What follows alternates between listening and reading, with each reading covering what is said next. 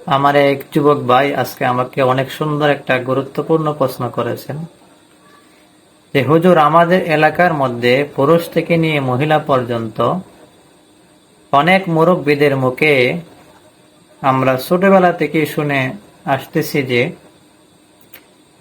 জট কলা অথবা জট ফল, জট কলা বুঝতে পারছেন কিনা জানি না, জোড়া লাগাইল দুইটা এভাবে একটার সাথে আরেকটা জোড়া লাগাইল থাকে, এটারে হয় জট কলা অথবা জট বিভিন্ন ধরনের ফল হয়ে থাকে।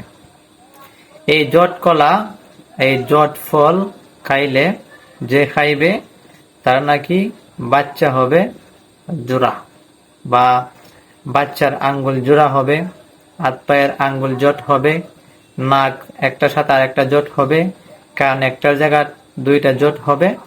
এমন ভাবে অনেক কথা আমরা ছোটবেলা থেকে শুনে আসতেছি।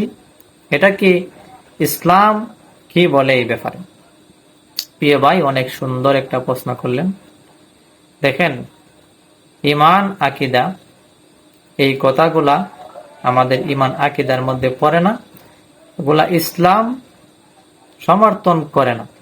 যদি কোনো মানুষ এই কথা বলে আর সেই কথাগুলা বিশ্বাস করে, তাহলে মারাত্মক মারাত্মক পর্যায়ে গুনাহ হবে। তার আমলনামার মধ্যে এই কথা যে জোড়া ফল খাইলে বাচ্চার আঙ্গুল জোড়া হবে, পায়ের আঙ্গুল জোড়া হবে, এই কথা যে বলবে আর যে বিশ্বাস করবে, অবশ্যই তার মারাত্মক গুনাহ হবে। বিশ্বাস করলে মারাত্মক গুনাহ হবে। এগুলা ঠিক নয়, এগুলা আমাদের ভুল ধারণা। এই মাসআলাটা আমি ফতোয়ার অনেক কিতাবের মধ্যে দেখেছি। নিঃসন্দেহে ইসলাম এগুলা সমর্থন করে না। এগুলা মুরব্বীরা বলে, মুরব্বীদের কথায় ইসলাম চলে না। ইসলাম চলে একমাত্র কোরআন এবং হাদিস, রাসূল সাল্লাল্লাহু আলাইহি সাল্লামের সুন্নাহ মোতাবেক।